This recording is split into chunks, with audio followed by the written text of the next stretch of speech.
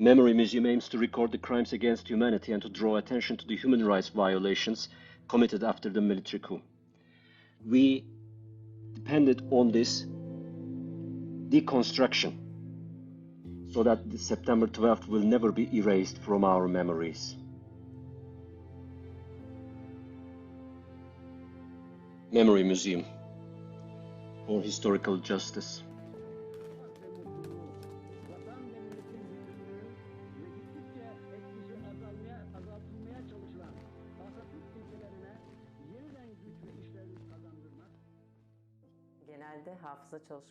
In general, in memory studies, you can observe the same thing.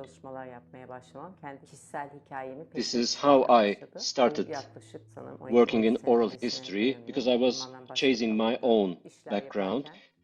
It goes back to 12 years, 15 years. I was working on something else, but I've heard some pieces of my story. So in order to reveal some unknown parts of history, I broke into this field, and our first oral history book in 2017 and 2018. We have published our second and third books, and then in order to be able to dive deep, we decided to produce a project that would deal with the issue from a wider perspective. A part of this has been completed within the academic structure, and then I tried to develop it further in the institutions that I worked as a scholar, as a researcher.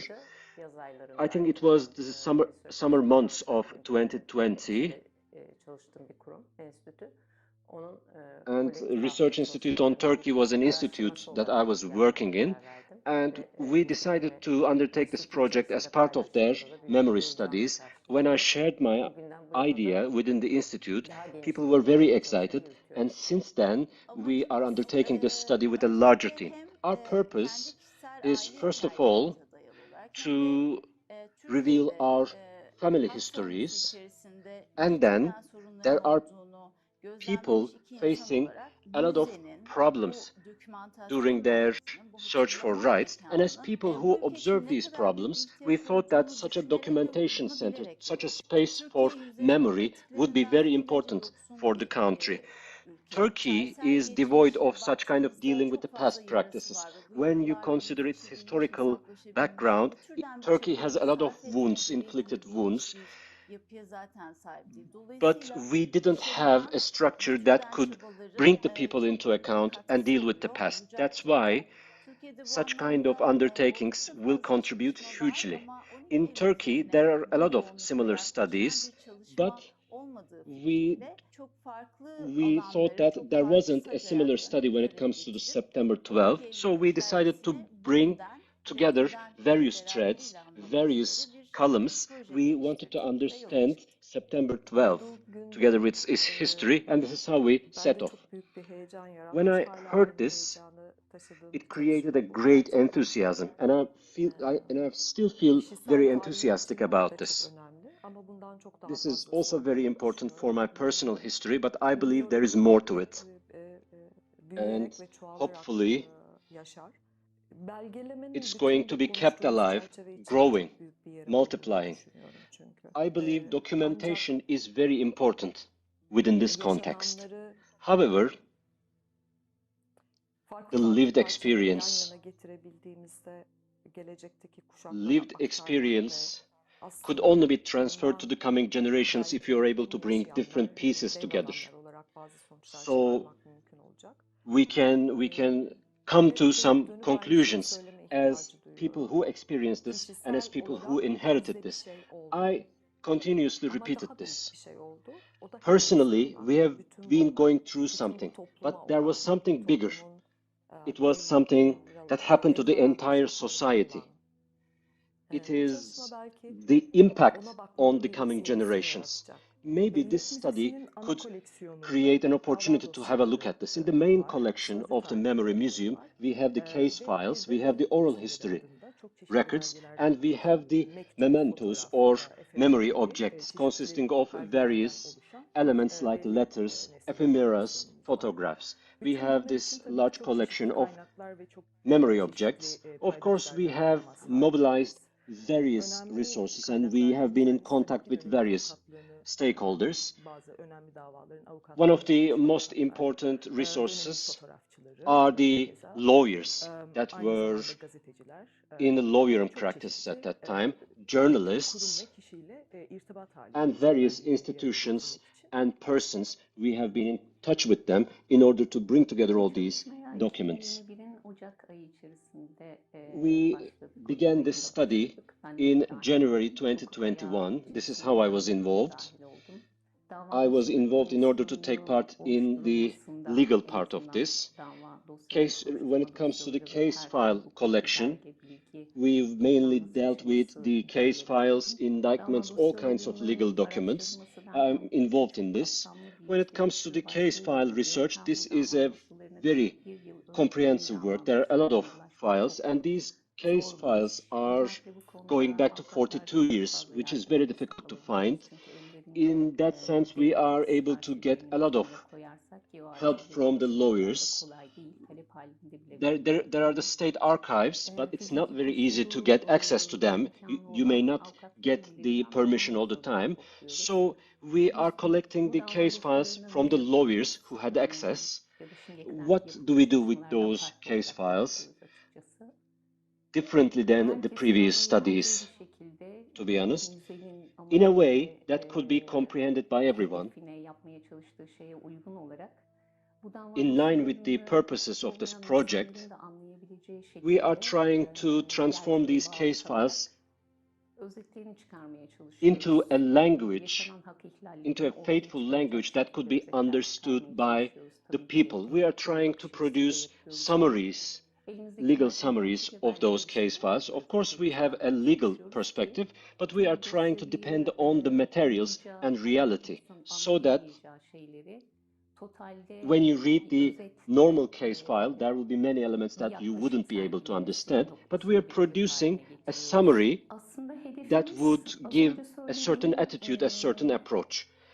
Our main objective, as I have mentioned, there are figures all around regarding the September 12th, but we would like to know the reality, together with the data, together with the figures. We are after a possible truth commission that would review those information, that would start investigations, and finally would bring people into account in the form of compensations, in the form of sentences, punishments. When it comes to the perpetrators who have died, we can expose them, we can create an encounter between the perpetrators and the victims. So we are trying to create concrete, tangible data for some future encounters. I am working as the coordinator of oral history since March 2021. Inside the museum, as a separate collection, we are continuing oral history works from different provinces, but mainly from Istanbul. In 2021, in 2022, we aim to shoot 40 videos. Eylem Delikanlı and Özlem Delikanlı had 2 previous oral history studies, and we have taken some voice recordings from them, in total 20. I am listening those oral history recordings for more than once, and before the oral history study, during the oral history study, and after the oral history studies, I'm responsible for all the activities. I'm conducting the interviews, and later on, I keep in touch with the interviewee. After hearing the interviews, I am producing the metadata, and I am also classifying it, and I'm conducting this synchronization. I began working in January 2021, and I am involved in the legal team of Memory Museum for Historical Justice. Within the legal team, since I began working, I am reviewing the class action case files, and if there are any problems that I encounter, we try to solve this together with our members of the legal team, whenever we are reviewing the collective case files, our main perspective is the human rights violations, but this is not the only milestone. During the September 12 military coup, there were grave human rights violations. At that time, we are trying to check the ages of people, whether they were children or not. We are trying to identify their gender. I personally identify as a human rights advocate or human rights defender. So we are trying to identify the human rights violations, and we are trying to ensure that state deals with its own past. And it's very important for me to be an agent of this. I arrive here in the morning, and whatever the material is going to be scanned at that time, together with the archive personnel, we are classifying this, and after the classification, depending on the standard, we do the necessary work. I work as an assistant, oral history and archives assistant. Whenever something has to be archived or whenever there is a file that must be transformed into a data, I'm helping them. And when it comes to the oral history interviews, I try to put them in written form. Defending democracy. The Memory Museum for Historical Justice has some physical archives, but beyond that, an important pillar, an important physical column of this is the training activities. Under the title of Defending Democracy, we are conducting a different concept in which there will be workshops and trainings. When it comes to the September 12th memory, we mainly aim people who don't have any information or who don't have any memory about the process. As much as possible, we are trying to ensure that they establish a connection between the present and the September 12th. We are trying to establish bridges between the past and present. So rather than doing this directly, we are trying to establish democracy as a basis of why such kind of things happened in the past generations. Why don't we have a settled democracy, and what kind of tools can be invented in order to bring democracy, establish democracy in our country in a firm way? Bringing September 12 into account, or dealing with the September 12, looking for justice, claiming justice, these are not kind of works that could be conducted by a couple of institutions. This has to be a social work, a collective work. This is what we think. And hopefully, our limited intervention will be an opportunity to pave the way for more, because memory is an important element in our struggle for justice. Rather than a museum, I believe this is an attempt to move forward a certain memory. I am a member of the Z generation, and I am experiencing something that I didn't witness, and I'm going to be one of the bearers of the memory. This is how we see ourselves. The most difficult part of the work is as follows, I believe. The witnesses are getting old, and some wounds are inflicted on them. They are becoming disabled individuals, and maybe in the future they wouldn't exist. So when they don't exist anymore, what is going to happen to the reality? This is giving me a huge concern, as if we need to mobilize faster. We need to find more people. And one of our interviewees was lost, Öncü Doğu Gürsoy. He unfortunately passed away while the interviews were going on. That's why we need to act fast. We need to act determinedly. This is the most important concern, the feeling of losing, the concern of losing. We need to act faster. We need to interview more people. We need to access more people. And this is also making it very difficult. When it comes to getting access, getting in touch with the female witnesses of the period, it's very difficult, and I believe there are various reasons to it, especially considering the gender perspective.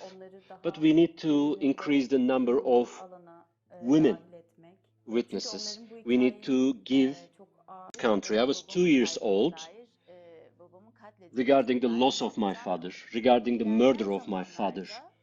To put it frankly, I don't have any memories, but then I worked on this. I continuously thought on this, and together with various groups, together with various experiences, I began to think about what kind of memory studies could be conducted. I researched this thoroughly, and the most important element of this project for me, most essential element of this project is that we are trying to recreate or reclarify a story as if we are trying to recreate a photo. The issue of dealing with the past or the issue of encounter may stay aside because there are some more special elements to it. Your mother's, your mother, your beloved ones could be maltreated or could be tortured. And when this happens, you you consider it to be very important. And when it comes to what could be done in the face of this injustice, for me, this was the best way to solve this issue of what happened, what was done on my mother and my father. This is a kind of effort to start a study that would bring people into account. We have understood what kind of a collective life there could be, what kind of relationship could be established without considering interests. We have been through a life where you put ourselves, you put your others before yourself, and we have come to understand what kind of feelings it creates. At that time, we didn't have the slogan, another world is possible. But then it became very famous in our social forums. At that time, this wasn't our slogan, but we have seen that another world, and this was revolution for us.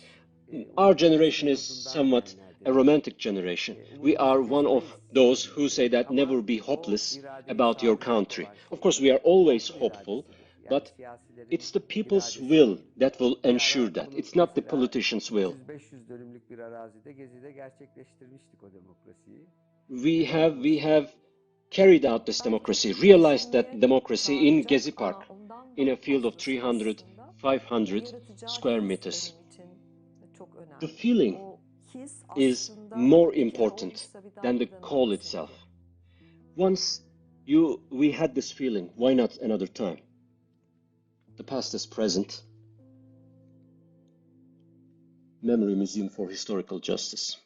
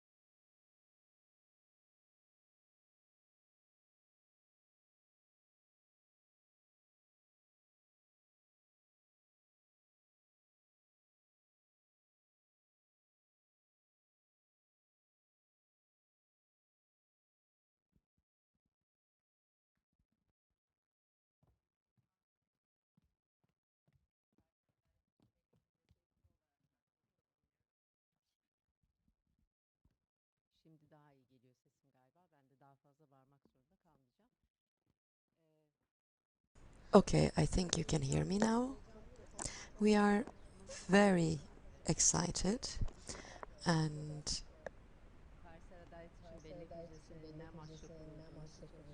in the video we try to summarize our objective. We would try to introduce our team and what we're trying to striving to do. And I'm looking if we need an introduction here. And we were discussing with Eileen, and we couldn't agree on what we need to do for the introduction, and we discussed the need to a physical gathering for a digital endeavor, and we decided to do so at the end of the day. And it is very nice to see you all here now today for the introduction of this museum, Turkey's first digital museum and human rights archive about the coup of September 12th. And the most important reason for our success in this regard is your contributions, of course. From the beginning, our storytellers are, of course, vital. And the fact that they shared their stories with us is an aspect that helped us think the issue over again. They interviewed with us for long hours, and they re-experienced this for long hours. And they really supported us in our endeavor, and we are thankful in that regard. Of course, many stakeholders, many parties, institutions helped us in this result, and I think with your further contributions, we will continue to gather more stories so that we can allow for a more detailed research to last in Turkey in this regard. So let me pass the microphone.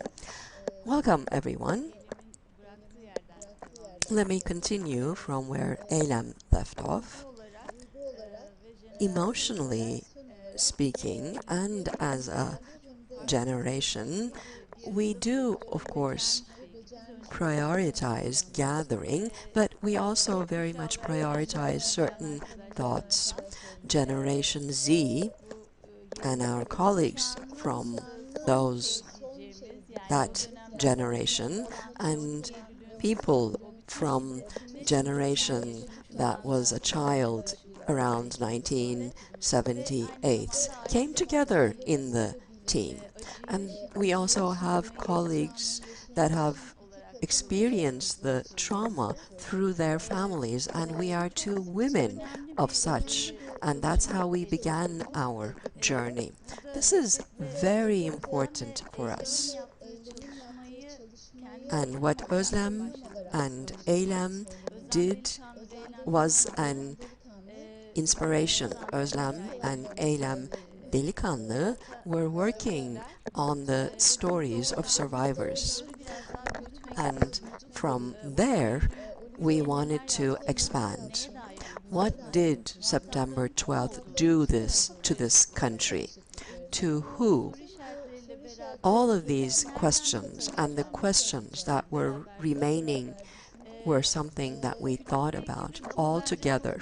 We are a small team, but I think we are quite gigantic, especially in the legal team, in the archive team. We try to do so much, and you will see as you watch. This is something that will grow with your contributions, and we actually need that. And let me leave with that. We are waiting for your contributions. Thank you very much. Welcome, everyone. When I first began, I was very excited because about September 12th, there is no in-depth work in Turkey.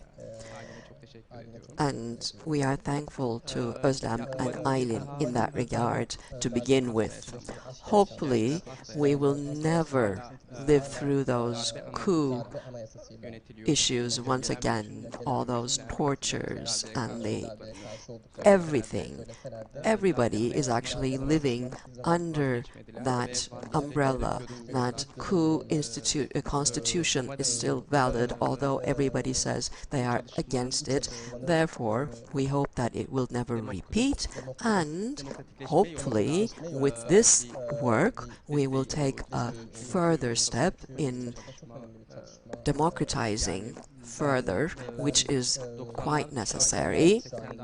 I'm from the 90s generation, and I did not know anything about the 1980 coup. But with this work, I believe we were able to enlighten certain things, and that makes me very happy. Thank you very much. Hello, everyone. In this venue, there are many who I love, respect, and know for a long time, and it is a pleasure to be with yourselves. Thank you for coming. As a part of this work, it has been meaningful for me to be here. And maybe with one sentence to summarize what I think about this work, then I can say, I think, that this museum of memory is a call to remember from my generation, because something has been injured, and if that hadn't happened, what would this place be like? We want parties to think about that. We all think we know about it a little bit. In 1980, we were 44 million about in population.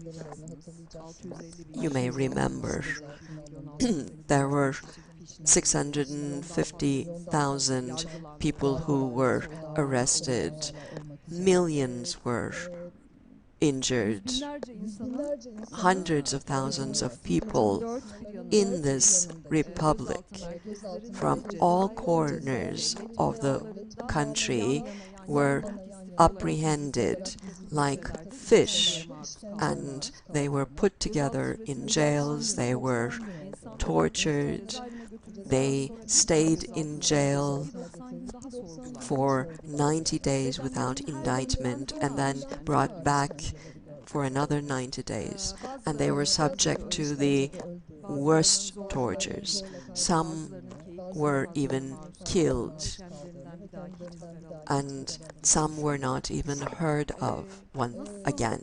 Think about that. And think about the imprint, the gigantic imprint that could create this coup, this intervention. That's what it did.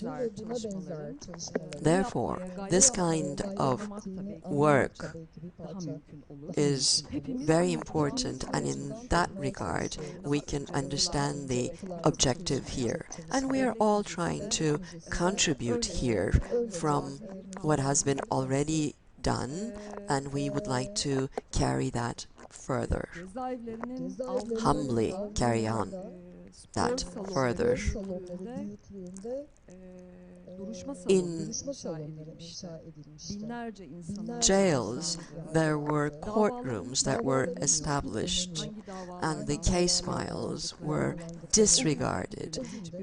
The investigations were overlooked, and this country probably lost one or two of its most important generations because of that. Physical torture, emotional injuries that were submitted, and a big portion of those people resisted, they held on, and they went on there. They continued on their journey. To all of them, we are grateful. To the ones who passed, to the ones who stayed, to the ones that continued. They have made this possible for us to do this work. And in this perspective, I am thankful for this work. Hopefully, this legal aspect and the oral history aspect and the memory objects aspect will bring about the big picture, and we will carry on. Thank you very much. Hello. I just want to say that this is just a beginning. This will improve continuously, and we do accept that there is a representation crisis here. Sometimes it is very difficult to represent all parties in this regard, but our aim is just that. Therefore, please take this as a beginning, and that's what I wanted to say most importantly. Apart from that, before the museum and after the museum, I am a totally different person, individually speaking. I had the same question in my mind to begin with, asking myself, how could I work with a memory that I don't have? That seemed like a challenge for me, but there are so many stories here that they have transformed me, and therefore I am thankful to all the storytellers and all the team members. Thank you. Hello. It is a pleasure to be with you today. I am very excited, and I do have to also underline that this is a beginning. We are a small team, and we have donators, and with their contribution, we have done a lot in 2 years, almost 2 years, and the archive part was to establish an access to documents. And that looks like a two-step process. But in between, there is a lot of smaller steps. And we will continue to keep those in mind. And I think that we will continue to learn in time more and more. I don't have too much to add, but since our storytellers said, there's a saying by a famous poet, which is something like, I do not believe in tomorrow anymore because they have been stolen from us, but I know if I don't believe, then I cannot write. That's something similar that we are trying to do. Like Emel, this is a call, and this is a call for hope, and maybe a call for access. Thank you very much. Let me continue. When we say September 12th memory, we are like a micro-representation of Turkey. And we want to share this because we are doing to establish hope. People who know and don't know are within a scale, and in that I think our representation includes all parties. In the Memory Museum, what are we doing differently so that you can have an idea when you leave today? And you saw on the video there are collections that we have, and you saw outside to give you an idea, and there are three main dimensions. There are the memory objects, case folders, the oral history, and we have the video recordings, the voice recordings of storytellers. They are not all accessible at the moment, but slowly they will be. In the memory objects from 30 different donors, we have more than 30,000 objects in the case files. This year, mainly, we focused on torture. Therefore, we have 25 case files in our collection that we are looking into. By the end of this year, we will have collective case files which we will make accessible. And what's the intention here? In the Museum of Memory is not a physical space. It is a museum that we have dreamed of digitally.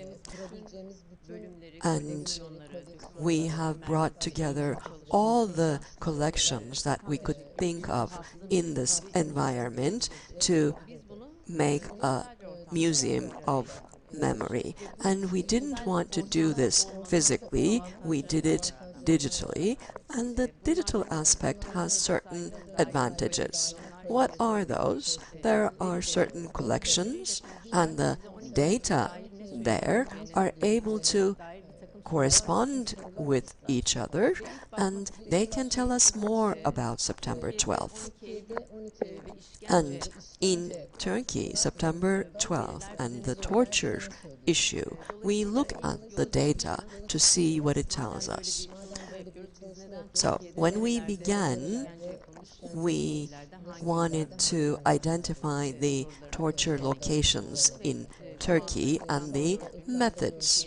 And on this map, we have the first torture map of our country. And this is based on a database. And this database has been classified from primary and secondary sources. That's what you can imagine, at least. The case files, indictments, the oral history resources, and the journalist resources from the period all come together, and they are detailed here in these documents. And we have the people who have been violated, and we are also listing the perpetrators as well. And we are also identifying the torture methods. And as a result, at the moment, we have a 13,000 list, and the 5,000 of them have been verified from the primary sources. For example, you click on Istanbul, looking at a jail, a corrections facility, for example, Metris, military facility.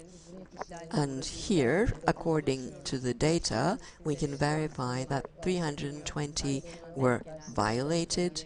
The list of people are here, and apart from that, from the other collections, whatever data is available about Metris is also visible here. These storytellers, for example, mentioned Metris, and memory objects also have pictures maybe about Metris, and these all reflect to this point as well. And what are we trying to do here? Torture was a systematic method back then by the Coup, and we are trying to verify that This information is public. You can access them individually, but the data coming together, we believe, create another picture. And the data here gives us that possibility of integration. And the oral history, important characteristics, and as you know, most of you are storytellers, they include long interviews from 1 hour to maybe 6 hours, and researchers will be able to access them.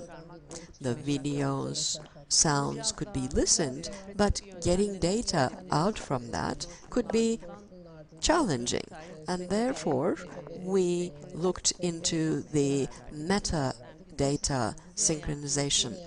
And with that system, the interviews were put down to writing, and therefore this could be used in research, in other research, more easily. For example, this is an interview from Bülent Forta. You can search Matthew, the word, and you can find the points that he mentioned, incidents in Matthew, the Middle Eastern Technical University. And yes, you can also listen and watch the video, and you can jump to that exact point where the university was mentioned. And these are all, again, communicating with all the metadata in the other sections that you have seen. So we're not just putting them down into writing and down into archives, we are also relating them with each other, and we are coming up with possible search keywords, important figures, what kind of possible case files could be important, the tortures, and when you click on them, you see all that information in the museum. So, the more archive material, document material, picture we can access, the system can be improved more in that regard. The breakdown of the coup, the arrests, the tortures, 600,000 people that were subject to that, 30,000 people were exiled from citizenship, all will come together and communicate with us in their information. Therefore, please continue to contribute. So let me stop there, and maybe my colleagues would like to also make additions. Maybe very shortly I can mention the memory objects. September 12th, we can take it from this point, I think. From 1960, May 27th was where we began the timeline, and we came up to 1991, the struggle against terrorism legislation. And we are looking into the depth of that period. We take September 12th to be a period, and it's a process. And yes, one focus for us for September 12th is torture. That's one aspect. But apart from that, after that, the social activisms, family structures are also things that we need to look into. What happened back then? What was happening? What did it turn into? Are also issues we are trying to identify. We are not just a documentation center. We are coming into a point like Eylem described, where we can integrate everything with each other. The memory objects, the oral history, and everything, all the data all the contribution that we receive, all the archive, they are transferred into the metadata. Let's take that letter, for example. Who wrote it? To who was it written to?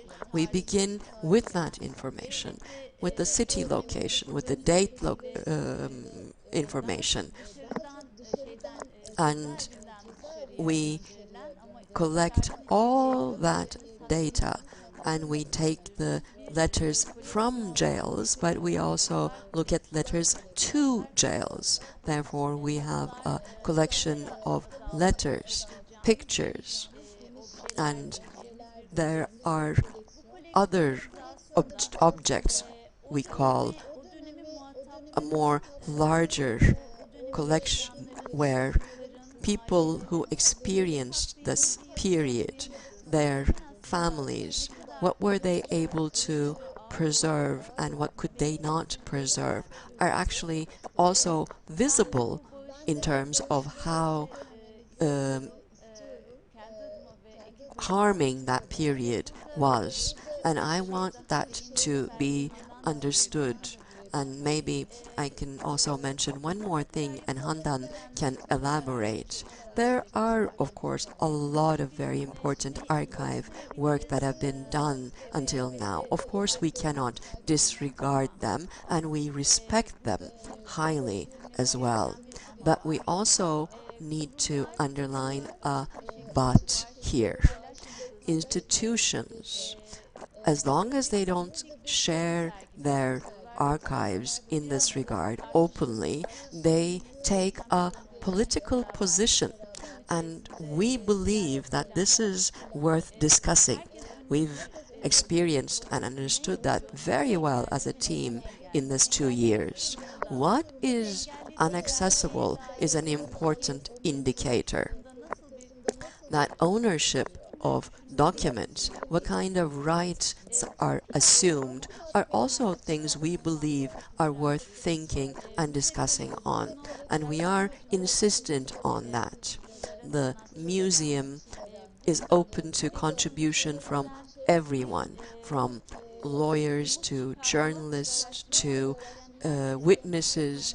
Everyone can benefit from this resource to build the hope, and we are decisive. We will not give up, and hopefully we will continue with your contributions. Maybe I can make another addition, is that we work with highly sensitive data, of course, and we are creating a democratic area for just access to all. But it is highly sensitive data, and there needs to be highly sensitive balances which we need to look out for.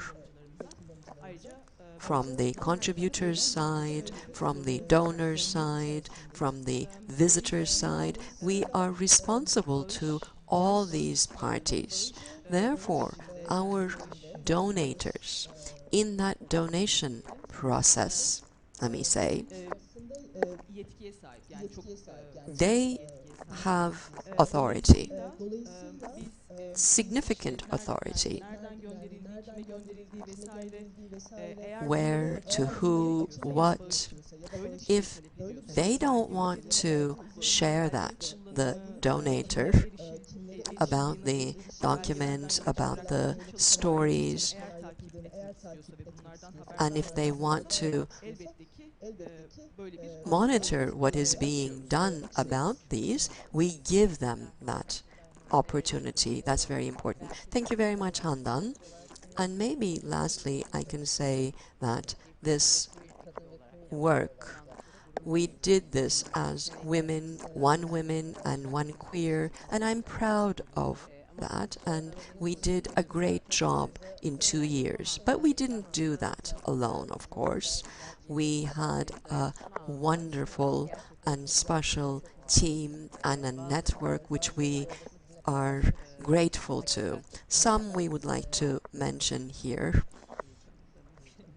I'm very excited, I'm very sorry.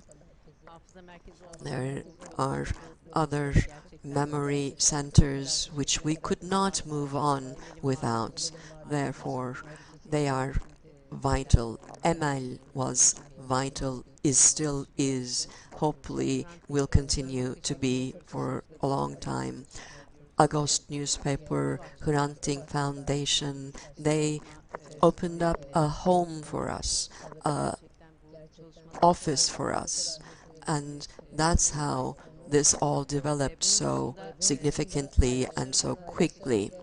We are thankful to our stakeholders. Without their support, this would not be possible. Henry Böll, Turkey office, we are thankful to everybody who helped us there. The Kesk Foundation.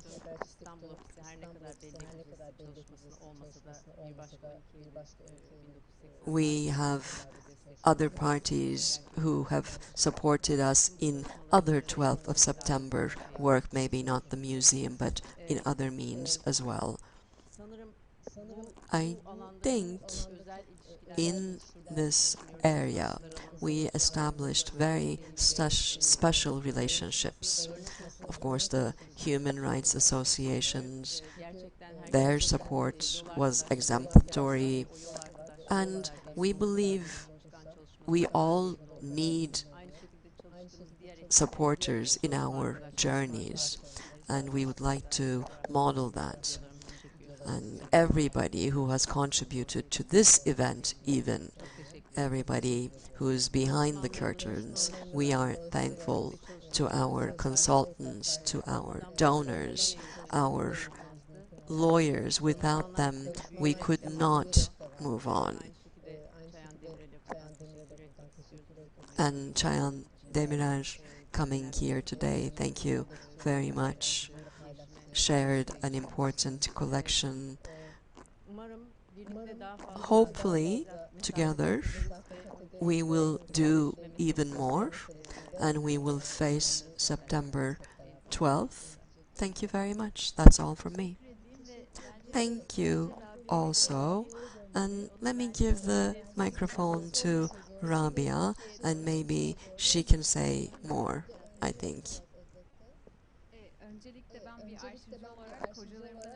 As an archive expert, I would like to say something that we learned. Archives are the memory of people, and I heard that throughout my education. Thank you for that. It has been so valuable for me, and thank you for allowing me to be a part of this team. You allowed me to see that history. I lived that now, and I'm thankful to my professors. Thank you all very much.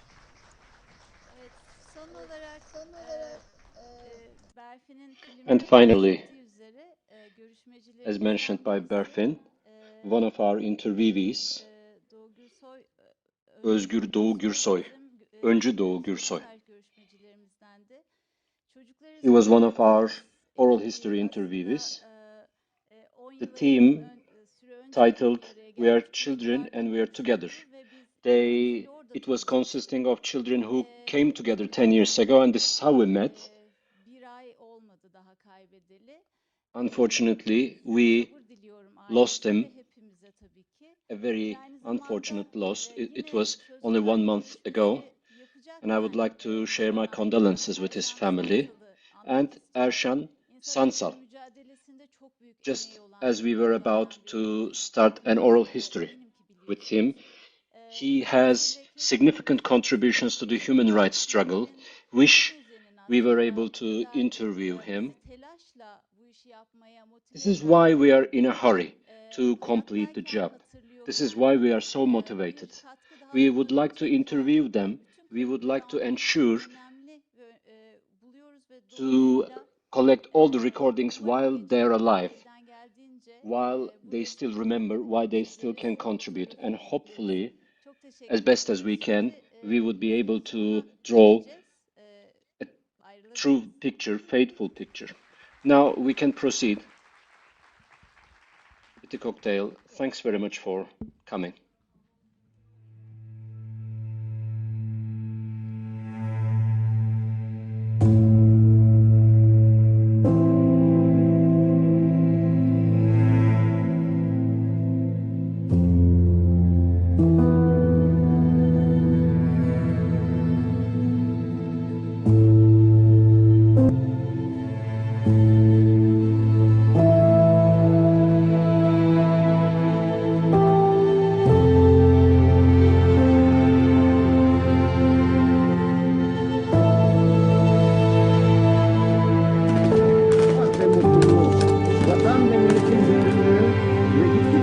etkisi azaltılmaya çalışılan Atatürk ilkelerine yeniden güç ve işlevlik kazandırmak, kendi kendini kontrol edemeyen demokrasiyi